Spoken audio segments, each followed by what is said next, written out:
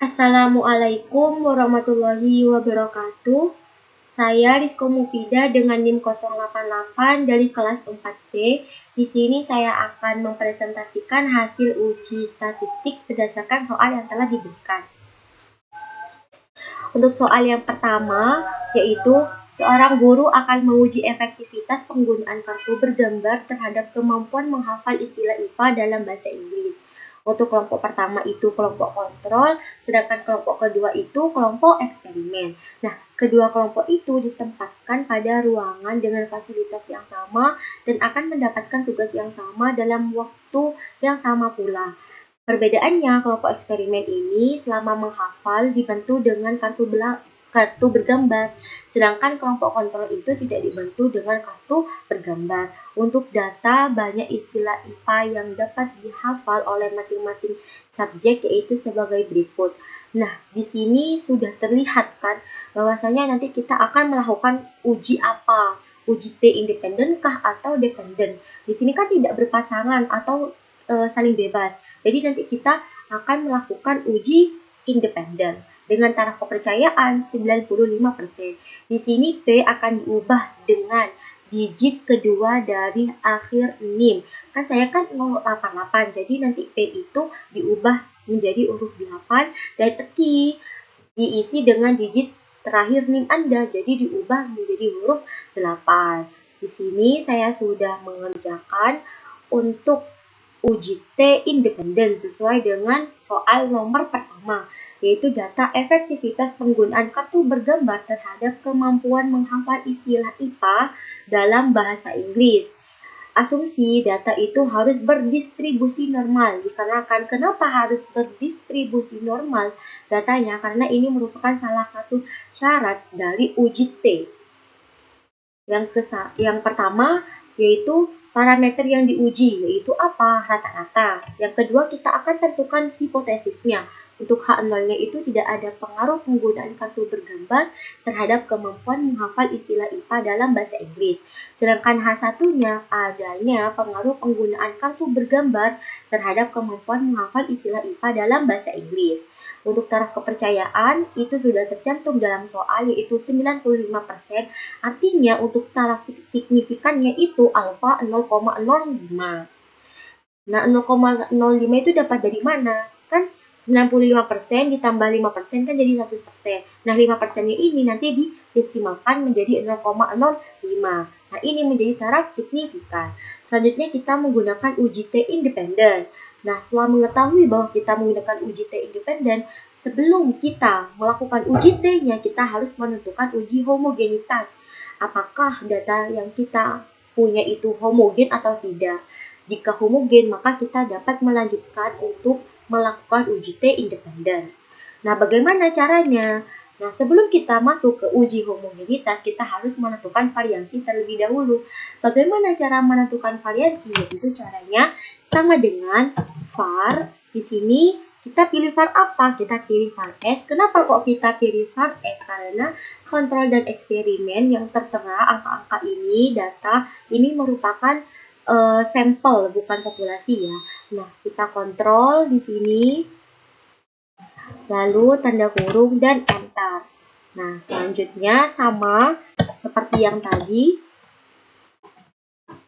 kita blok, lalu tanda kurung dan enter. Nah, sama kan? Sebelum itu, kita harus tentukan mana yang terbesar. Yang terbesar kan ini, kelompok eksperimen variasinya. Dan yang kedua yaitu yang terkecil, yaitu ada di kelompok kontrol. Jadi untuk memasukkan ke varian homogenitas, uji homogenitas, berarti untuk variabel pertamanya itu kelompok eksperimen dan variabel keduanya yaitu dari kelompok kontrol. Jadi varian terbesar dibagi varian terkecil. Nah, bagaimana cara uji homogenitas? Kita pencet data, terus data analisis. Oke. Nah, ini kita pencet yang F, test to sample for variance. Oke. Nah, di sini variabel pertama di sini ya. Nah, lanjut ini. di blok. Kita jangan lupa centang labels, dikarenakan kita ngebloknya kan dari kontrol. Terus kita juga ngebloknya dari eksperimen. Jika kita ngebloknya dari angka, jadi tidak usah centang labels. Kalau mau centang labels ini dari bloknya dari kontrol. Lanjut kita pencet output ring. Mau ditempatkan di sebelah mana? Pencet ini di sini, pencet ini. Nah, lanjut pencet Oke. Kan untuk alfanya kan sama tadi. Ini alfanya 0,05. Pencet Oke. Oke, masih loading ya.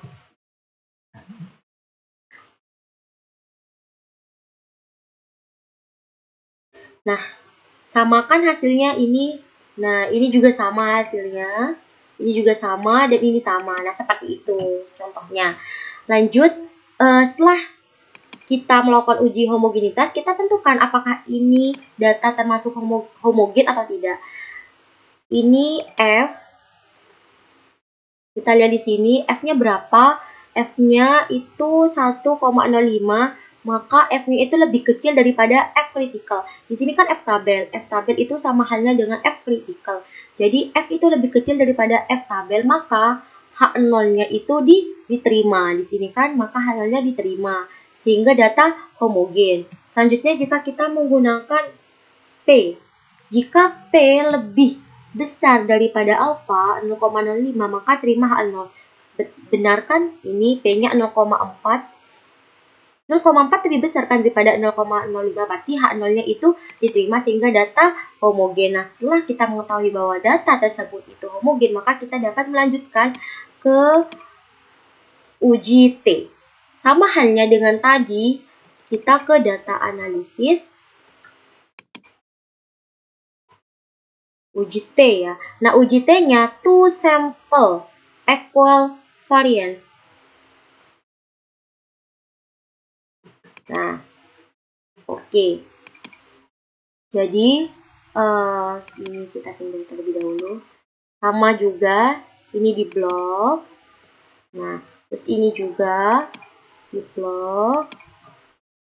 Lanjut, ini di centang label, soalnya kita ngebloknya dari kontrol dan juga dari eksperimen. Alfanya benar, output ringnya kita mau tempatkan di mana, dipencet, dan oke.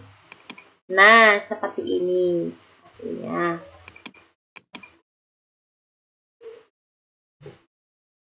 Oke, ini kita pindah dulu.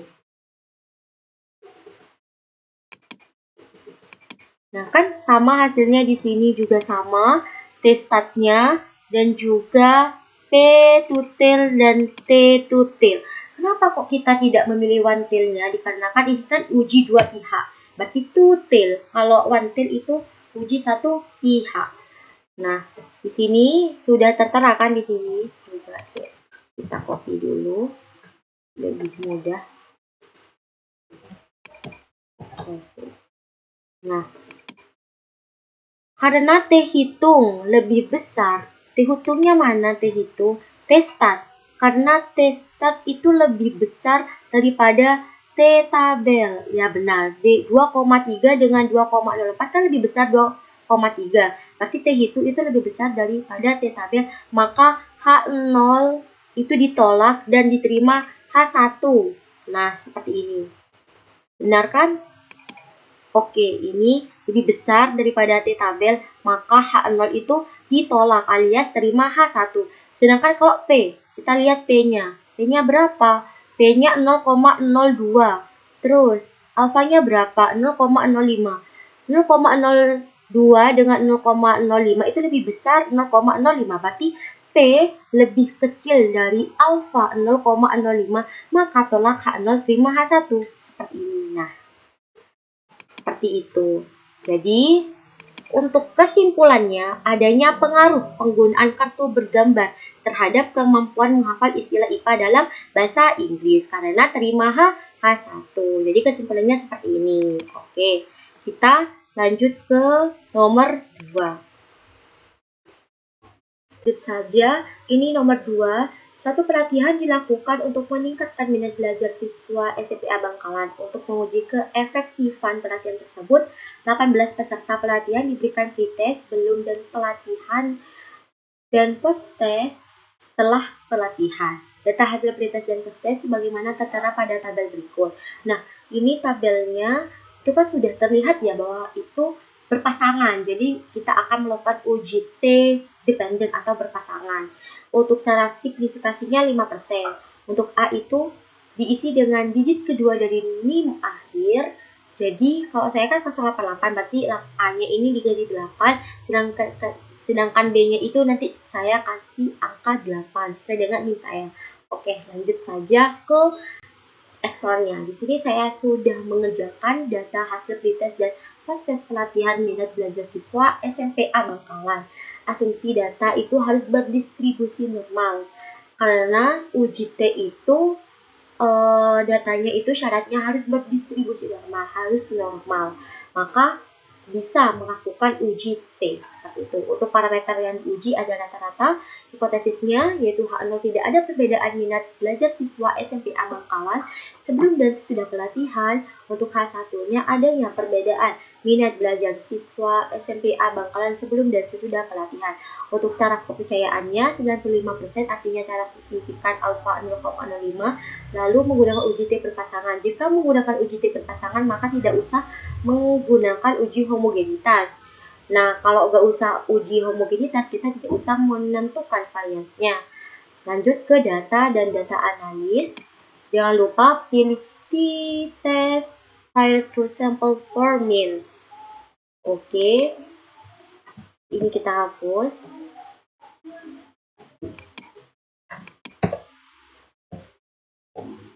Oke, ini dari post-test ya di blog. Ini juga dari post-testnya di blog seperti ini. Lalu labelsnya oke, sudah dicentang karena kita ngebloknya dari sini. Untuk output ring-nya kita pencet sini, akan ditempatkan di mana? Nah, kita tempatkan di sini. Oke, kita pencet oke. Nah, hasilnya masih loading.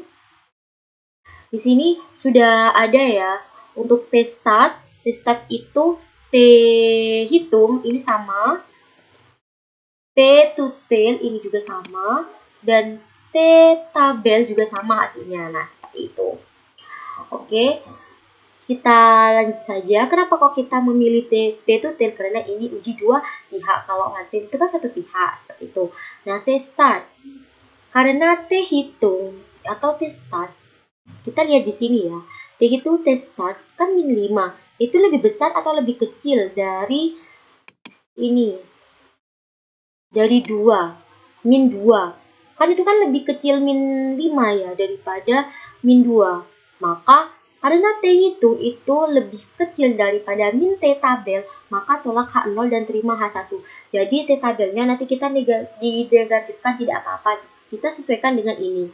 Maka benarkan hasilnya tolak H0 dan terima H1. Nah, kita lihat di sini. Samakan hasilnya. Lanjut ke P. P-nya itu ini 5.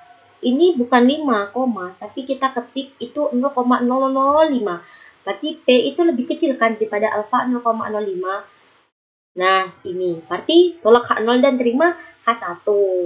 Berarti ini keduanya sama, diterima H1. Maka kesimpulannya, adanya perbedaan minat belajar siswa SMPA Bangkalan sebelum dan sesudah pelatihan.